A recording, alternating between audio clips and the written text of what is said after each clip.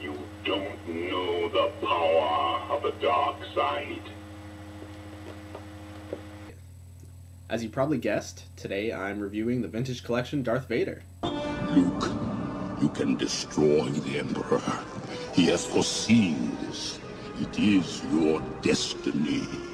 Join me, and together we can rule the galaxy as father and son. Here he is, the Sith Lord in all his glory. As far as articulation goes, he has a swivel wrist, ball-hinged elbows, shoulders, knees, and feet, swivel hips. He doesn't have ball-jointed torso that a lot of characters do, but he does have a swiveled torso. Doesn't swivel that easily, though. Maybe that's just my character. I think his head is just swivel as far as I can tell. It's kind of hard to tell because he has this helmet on it.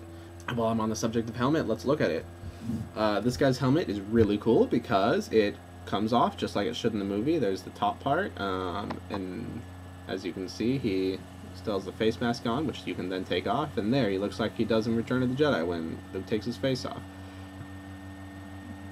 I would say he looks more like the original Vader, not the Hayden Christensen Vader, which to me is a plus, but I don't know, maybe you like the Hayden Christensen adaptation a little better. But you know, it's hard to tell anyways because he's just a big scarred lump of face. He's just a big scarred lump of face. You know, he's got good paint. He has many scars and stuff.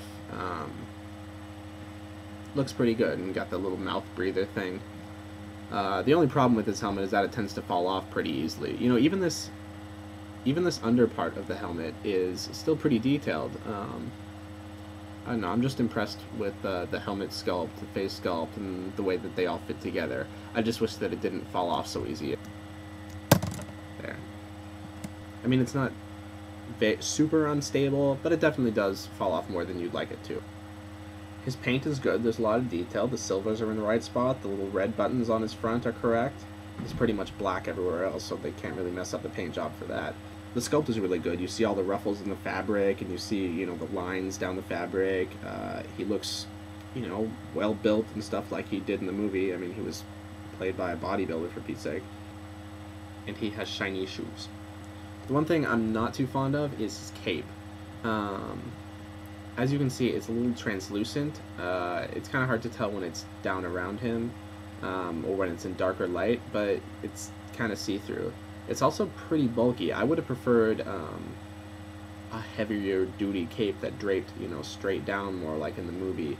Even if that means, you know, doing something that's not cloth, maybe a really soft plastic, or a very starched up cloth. But this one's just a little too flowy and a little too big and a little too transparent. And as you can see, there's the main cape that comes from around his neck, and then there's a waist cape. And I don't remember if that's the way it was in the movie or not. If you know, maybe comment. I just wasn't sure if that's what it was in the movie. Okay, accessories. So obviously you saw his two helmet parts, but he also comes with his lightsaber. You know, it's his lightsaber. What more is there to say? It's cool. It fits in his left hand very well, but it does not fit in his right hand. His right hand, as you can see, is too open to hold the lightsaber, but his left hand is the nice, tight lightsaber holding grip. It also maybe looks like he's, you know, doing a force chokehold or something like that. So that's pretty cool. There's helmet goes falling off. I like that his finger's kind of pointing out too, because there's a lot of times in the movies where Vader points his finger, you know, at Luke or at the bounty hunters.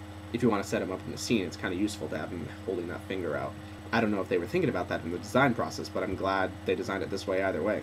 Vader is a tall guy, and he's, you know, correctly scaled. He's taller than Bosk, who's a pretty average height figure. Obviously, Vader is a towering giant, very imposing stature,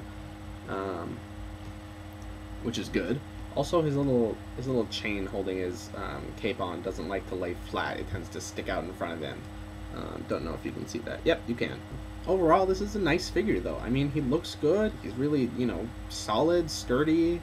He's got just fine articulation. The only thing he's missing is the ball-jointed torso and ball-jointed head. But at least they're still swivel.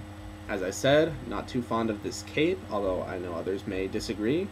I love that his helmet comes off in the multiple parts. You can really recreate a lot of scenes, you know, from his death to, you know, in his vacuum chamber thing. So I'm going to give this guy a 4 out of 5.